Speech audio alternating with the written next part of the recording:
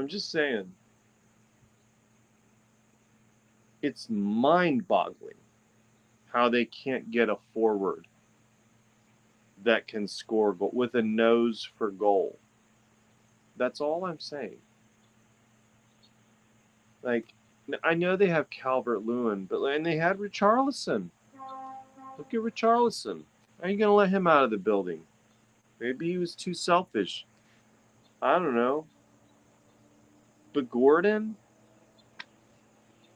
Seriously? The kid's got moves, but what was he doing inside the 6-yard box yesterday? Crazy. Shoot the ball or pass the ball. And the lack of skill is shocking. It is so shocking. Multiple breakaway opportunities foiled by terrible passing. I'm telling you, if I had control of that team, they would win the Premier League this year with the current roster, because I would whip those boys into shape. There would be no more stupid passes. Ridiculous. Everton can't score a goal on opening day. Everton disappointing the fans at home. Everton driving me crazy every week, except on friendly weeks for international breaks. So stupid. What? Oh, did they hear me singing? Why did you turn it on?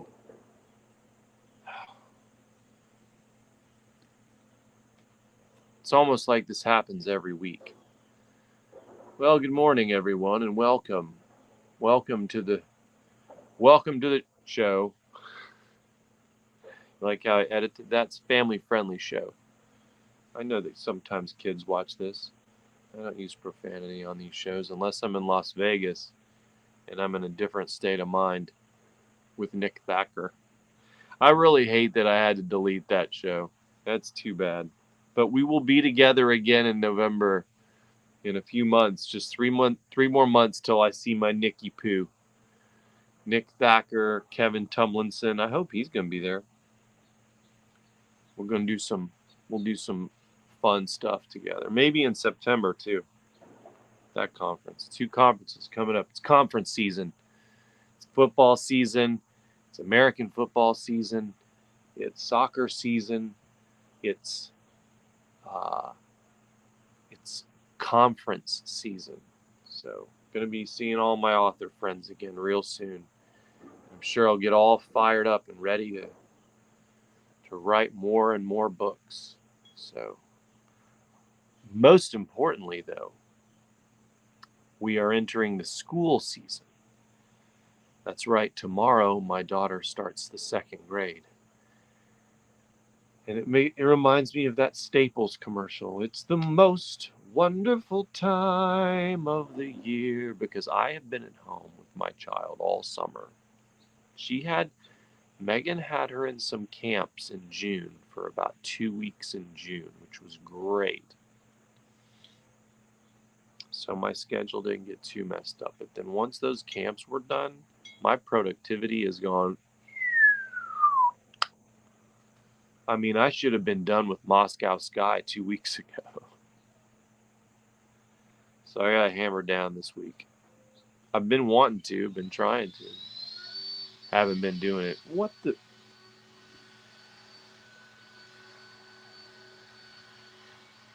Sounds like a shop vac over there. I mean, this is the stuff you get with this show. Random sounds. Random intrusions. It's almost like these people think they're free to do whatever they want at their own property. You're on my set.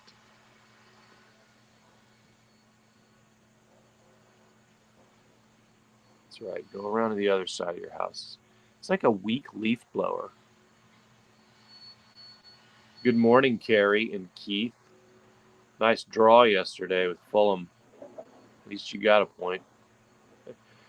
Good morning, Deborah and Michelle. And hello, Samnosh. Good morning, Coffee Nation, Cheryl Walton. Good morning.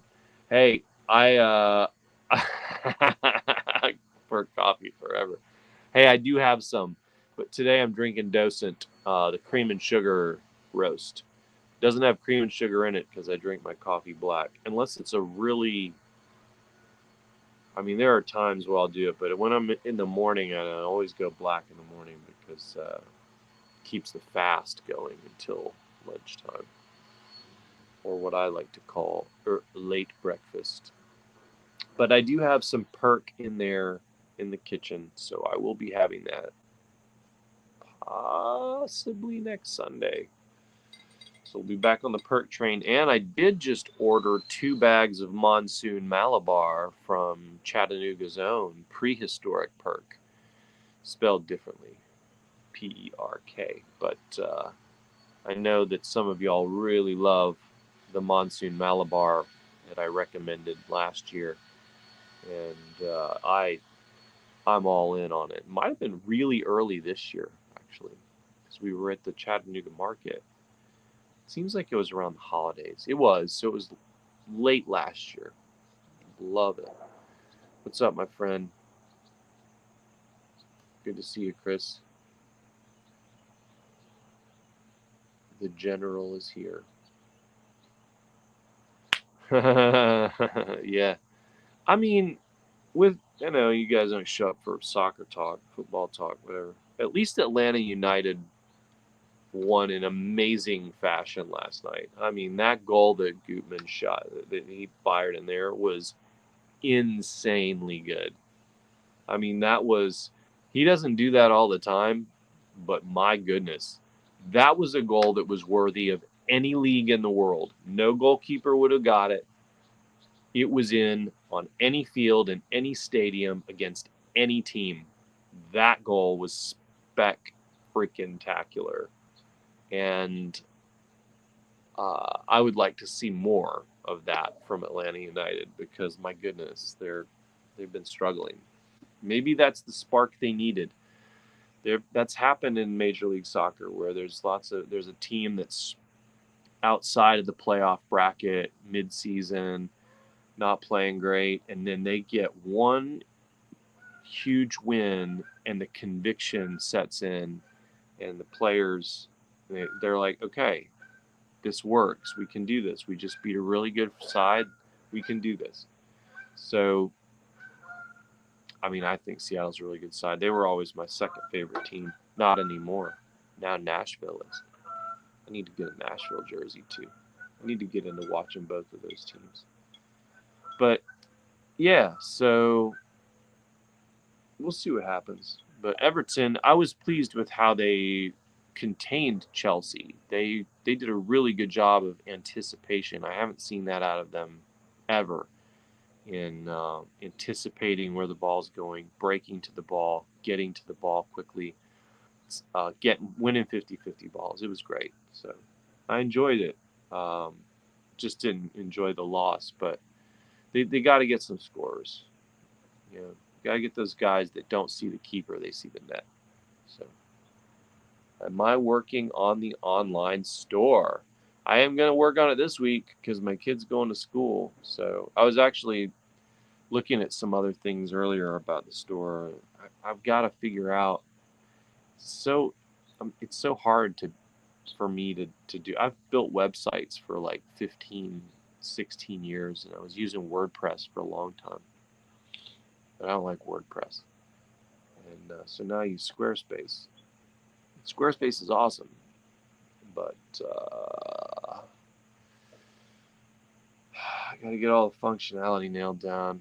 It'll suck if I have to like sell books on one site and T-shirts on a Teespring store, but I've done that before, so I can't again. What's up, Jonathan Hill? Thank you for watching on YouTube. Much appreciated. If you haven't, go over and give it a like and a subscribe over there, because the more subscribers I get, the bigger the channel gets. This is the thing, guys. There's multiple ways we get the movie deals done, okay? You want to see Sean and Dak and Adriana and all them and Gideon and film. How it works is We have to build it up. So we did not come even close to the top 100 on Amazon last week when we launched the book. So as a result, we have to figure out another way to get the film companies to notice the books. Okay, fine. So we didn't move enough units to do that. What do? Well, what if we got to 1 million subscribers on YouTube? That would be good. Then that commands the attention. So get 1 million subs on YouTube. They see the content. They put together the packages for the film deals.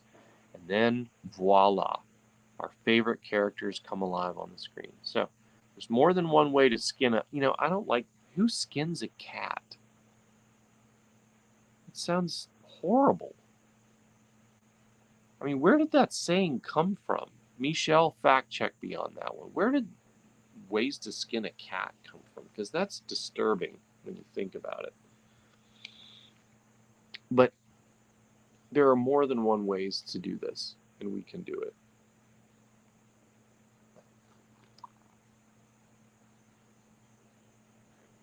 What's up, Sugar? Actually, Chris Hawkins is Sugar.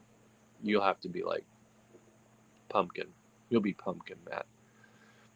Only because you're watching on YouTube and hey, Allison is over there on YouTube. All right, Heather LeBlanc is here. I wonder where Kathy is. Where is Kat? Is Kat doing okay? Is KV okay? And is Kat okay? I know Denise is okay. I talked to Denise.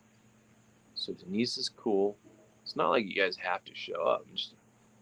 But if you don't pop in like 4 weeks, then I start wondering, is this person doing okay? I'll make sure my peeps are good. You're my crew. I'll make sure my crew is okay. Golly, Heather, I love that name. What is that profile? Oh, it's your cat. From this distance, I couldn't tell what it was. It's a beautiful, fluffy kitty. Dude, I looked at that, so I just ordered some this morning, and I was looking at the caveman blend. How do you like that, John? Is it any good? I don't know that I can't remember if I had that one. I just remember the Malabar. Yeah, sorry, I sort of preemptively addressed that before you asked the question, or before I saw you ask the question. So the release was, how should I put this? I don't want to sound too dramatic, but y'all know I'm a huge Atlanta Falcons fan, right? Like, I have my entire life, one of the things that I wanted the most was the Falcons to win the Super Bowl. And they never have. And they've been twice in my 46 years of living. They've been to the Super Bowl twice. And I was at the last Super Bowl where they were up 28-3 and blew the biggest lead in Super Bowl history to lose to the Patriots. I was there for that. And that disappointment was extreme. The disappointment with this book release was the disappointment of that Super Bowl loss times 2. So there you go. We didn't even hit number 1 in any category, much less in the entire store. The highest it got was 560. I've gone higher than that with pre-orders. So I mean, it's I don't understand. It was the worst launch I've done in 6 years, and I put in more effort than I've done in any launch in my career. So I don't know what happened. I have no idea. I know this. I had 20 something other authors promoting with me, and so number 1, I know that cross promotions do not work. Number 2, I believe that pre-orders are the way to go. So I'm gonna go back to the way I was doing things with long, a couple months worth of pre-orders, or at least a month worth of pre-orders.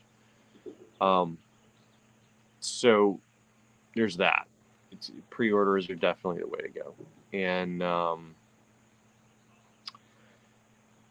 I don't know. I mean, other than that, I mean, I'm running some ads now, but it's you can only push it so high with that. So yeah, it was strange. It was really weird. Doesn't make a whole lot of sense to me. But acknowledge and move on. Surfer mentality. You wipe out, you get back on the board. Wipe out, get back on the board. Wipe out, get back on the board. So here I am getting back on the board probably tomorrow, because I think we're going to brunch here in a little bit. I don't know if I'll get any work done today, but yeah, I'll be working on Moscow Sky tomorrow. Finish Moscow Sky here in a few weeks. Gideon Wolf 3, Sean Wyatt 22, Paranormal Archaeology Division, Dak Harper 6, Gideon Wolf 4 and 5, and so on and so forth. On the treadmill I go. Until one of them hits number 1. Just don't stop. Just keep going. So, devastated for a couple days. I'm all right. So you like it?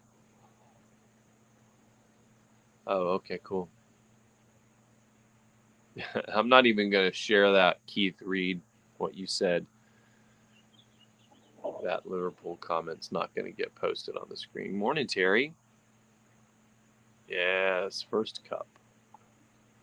Leaf blower. Yeah, I've used Wix before. I don't know. I didn't like it that much. We'll see. I've transferred domains, and I've done all those different things, and I don't know. We'll see. No, it wasn't that. No, and usually, so there's a couple of, some people can say that,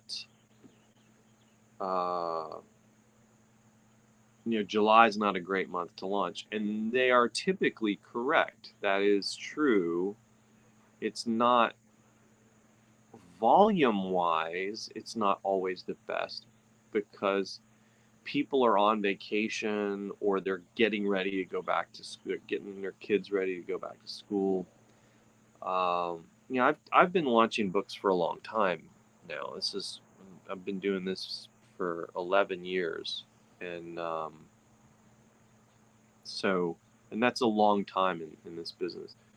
I probably categorize as one of the veterans now, especially for independent authors. For self-publishers, I'm one of the veterans, one of the real early adopters, honestly, as far as the framework for Kindle and everything.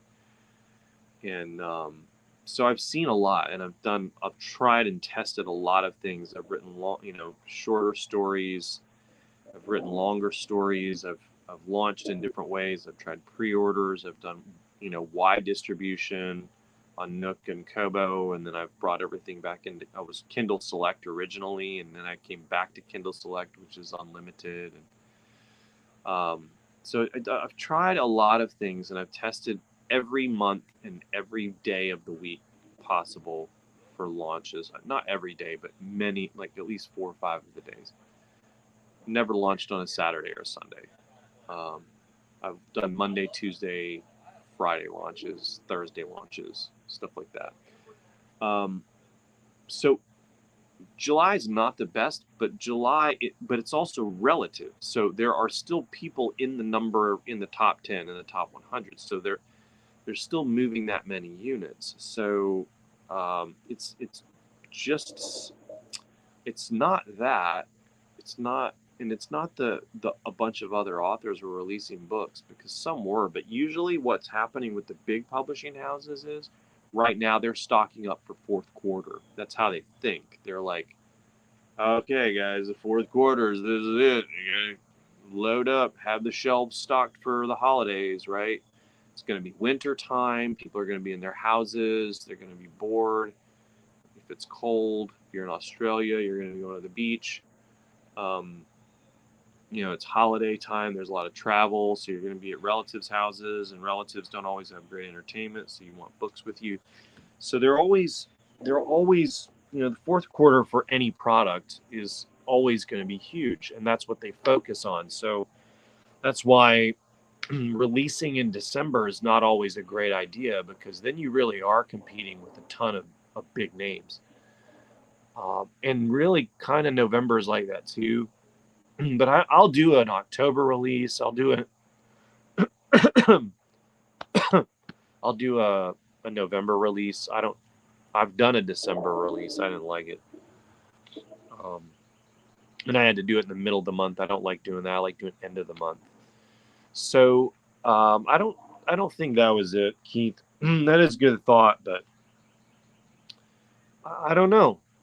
I really don't know. And it was strange too that the response from my newsletter was, look, the feedback's been amazing. The reviews are amazing.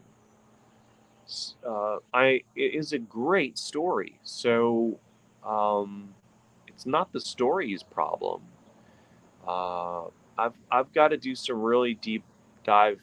I got to do some deep dive analysis and see, uh, what I can do to increase the conversions, number one, but also increase the traffic. It's just very strange that I didn't even do half over the course of 4 days. I didn't do half the pre-orders I did on book 3. So I didn't even do half the sales, right, over 4 days over the pre-orders that I did for book 3. So I'm definitely going back to pre-orders. But the pre-orders, again, dilute things and you don't get that big push up. So it's a strange thing. I don't know. It's always a moving target in this industry. And it was disappointing. But, yeah, get back on the horse. The date is wrong. Yeah, I put August 6th, thanks. I'll fix that later. I don't even know what day it is. The 7th? Yeah, it's the 7th. Right? 7th. That is not thunder that I just heard. Can't be. We had some cool storms last night, though. Thanks for the heads up, Jonathan. I'll fix that date. I'll fix it post-mortem. Problem for selling on the first day of the release. Yeah. Yeah. No, dude. Don't worry about that. That did not change anything. I did 75 pre-orders. That didn't affect anything.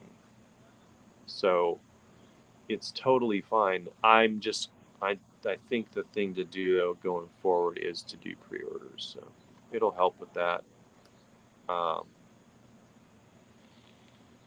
But I've got some plans. I'm going to be doing a lot of new stuff on YouTube and TikTok that are going to start bringing in a lot of traffic. But most importantly, it's going to be entertaining for you guys. So I'll be writing stories and I'll be creating video content, and I think you're going to like it. So it'll be fun. It's going to be fun. All good. Yeah, I know. I was too. I really thought that there was, I was like, I was trying to be pragmatic, and I was like, okay, it's gonna, even before the launch, I was like, even if it doesn't get to the top 10 on Amazon or the top 20, I said, this is going to be the biggest release I've ever done. I thought there was no way it wouldn't be bigger than the last release of Gideon Wolf, Dak Harper, Sean White. It was the lowest numbers I have done in 6 years on a release weekend. So I was just as confused.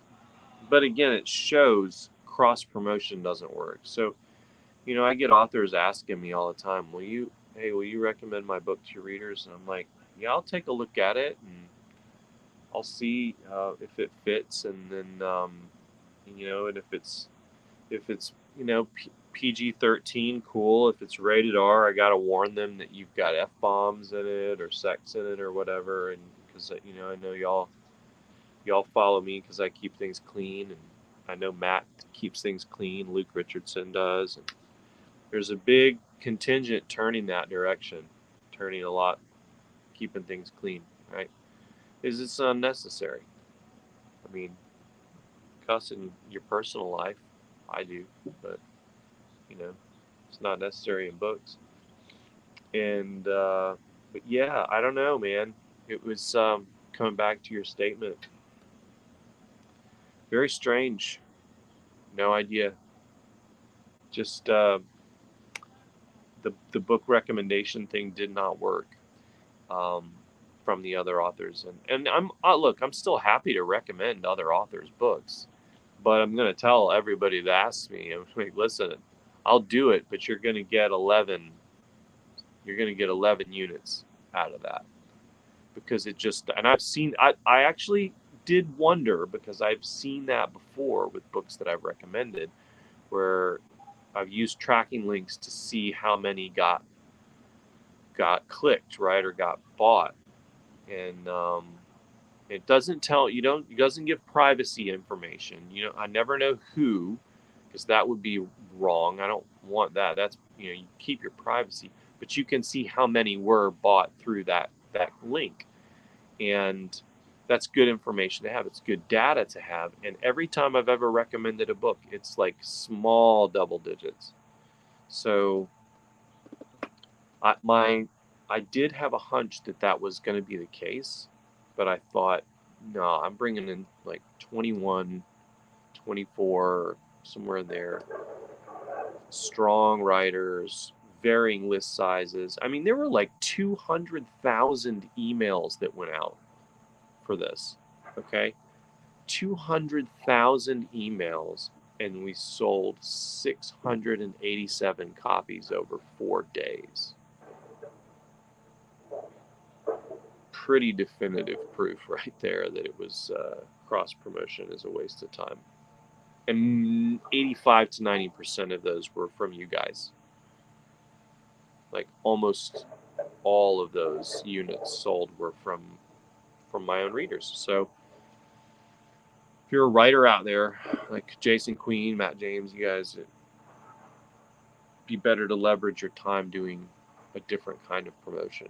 So thank you. You did really well on the UK Amazon site and have more UK fans. Great. I'm glad I collected more UK fans. That's great. I'm happy to buy a farmhouse in Cornwall. All good with me. No, I'm working on number 5 right now. That's Moscow Sky. I'm working on them. Somebody cautioned me about using Russian names right now, and I was like, oh no, I am striking while the iron is hot on this one. Kidding me? Like, when I found this story, I was like, whoa, I gotta write this one now. I mean, and I should have been done with it 2 weeks ago, so I'm way behind, but I'll hammer it out. It's it is rooted, all of this stuff's rooted in true history, right? But this is rooted in true history and true current events. Like stuff that's playing out right now. And it's shocking and horrific that it's happening and that it did happen. But my goodness, are you going to love all the characters in Moscow Sky? And you're going to hate the villains. But you're going to love the heroes. And some of the heroes were bad guys.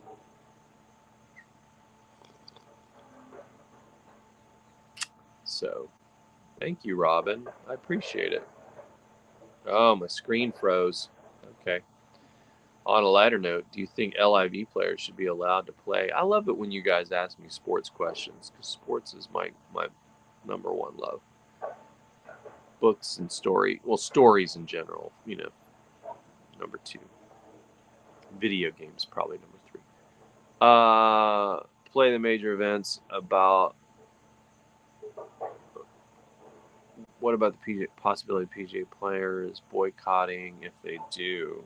Well, first of all, I'm going to tell you this, Keith. I shot 81 yesterday, and 2 days ago.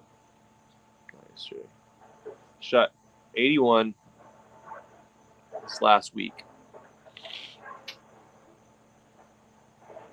and shot 81. I was 2 over after 3.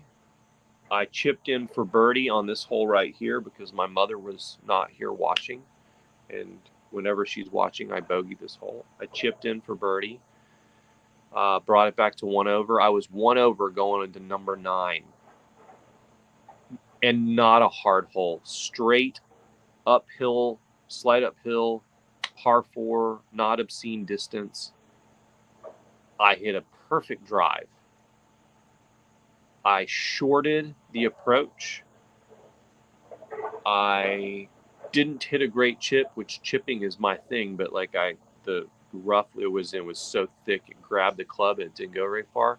And inexplicably, I made the worst putt of the day that I've made. I hit the worst putt I've hit of the day.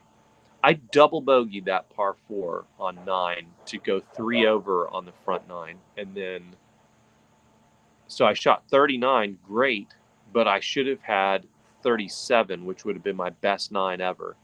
And then on the back 9, I started off with 4 bogeys.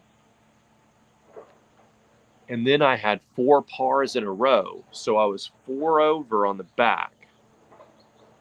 And going into 18,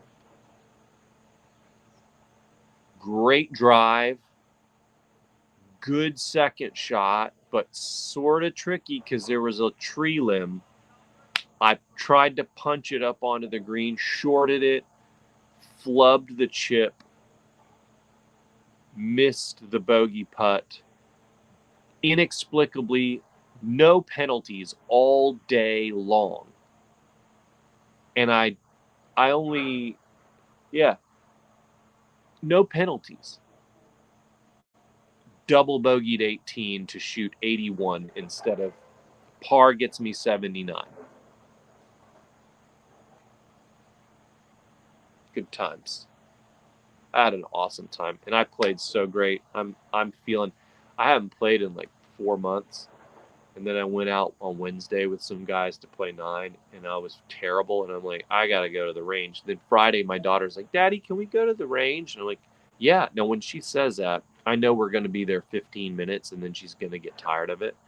But Daddy was like, I can fix this in 15 minutes, and dude, I did it. And my drives, my irons, everything was great. Putting was great. So I'm back on it, ready. But do I think people are leaving? Like, he's talking golf. Do I think they should be allowed to play the major events? So the PGA is killing. They're shooting themselves in the foot by not letting them, because some of these are big draws. These players are a big draw, right? So these are players that fans want to see playing at these events. So Is it a problem? If the PGA doesn't allow them to play, then they could lose money and viewership. If they allow them to play, then what reason do all the other PGA professionals have to stay loyal to the PGA? So my thoughts are that right now the PGA is only bringing tradition to the table. And for players who don't care about tradition and they just care about generational wealth for their families and families and families that come, they don't care about that traditional stuff. So the PGA has to find some more money. That's what I think. I think that you ban the players. I think you ban those guys from playing because they jumped ship, and then you go out and you get a couple $1 billion investors, and I'm sure they're trying to do that, and then you pay and then you up the ante. That's what you do. This is what Seve Ballesteros wanted back in like 1982, 83, 84, whatever it was, when he took all that flack by saying that they should be paid an appearance fee. This is exactly what LIV's doing. They're paying appearance fees. And Seve was ahead of his time, and people said he was greedy, and he's like, look, people want to see the talent, and if you want to see the talent, then you need to pay the talent. And professional golfers, like, people think it's this glamorous, luxurious lifestyle. It is for the top 0.5%. But for the guys who finish 36th in the Masters, what do they make? $15,000. They had $4,000 in travel costs, right? They got some sponsor deals, but they're not rolling up in Lamborghinis all the time. Yeah, so, like, and I've known a couple of guys that were trying to get on the tour, right? And they were playing like nationwide tour and making, $1,000 in a week, and they had to pay for their hotel and travel, and so they make $500-600. They're like breaking even almost. So it is extremely difficult to get into. So yeah, the PGA needs to up the ante. You got to match the money somehow. The other thing that the PGA just does a crap job of is the women's tour, right? I understand why the WNBA is not a great product. I've watched it. The shots aren't there. Like, they're not as good at shooting. There's not really any dunking. The pace of play is a little bit slower. It's not that above the rim. I don't like basketball anyway, but this is a comparison, right? That I understand.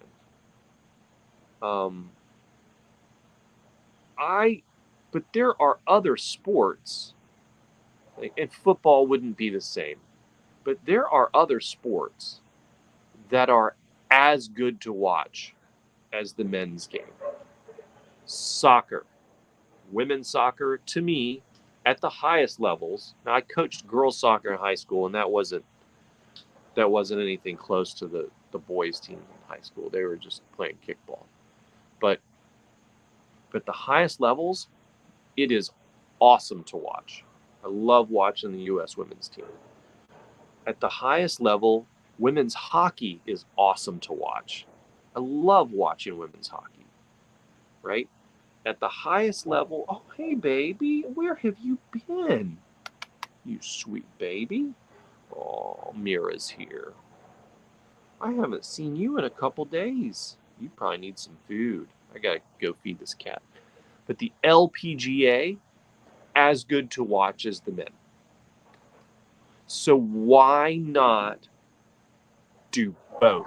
Double down, raise the ante for the men's tour, and you need to start promoting the heck out of the LPGA because it's as good a product. These women are the best in the world at what they do, and it's them hitting a chipping in for eagle is just as exciting as a guy doing it, right? So I don't know. I think they should ban them and they should raise the ante, but that's just me. Singing and dancing. No. All right, I got to go feed this cat. I've talked too long today and I've missed I've missed all this. I've missed all the comments, but I'm going to go feed this cat. So, thanks for listening to Golf Talk, and we talked a little bit about books. But appreciate you guys. Thank you so much for being here and for helping me with the launch. And I will see you again Friday. Until then, love y'all. See you soon.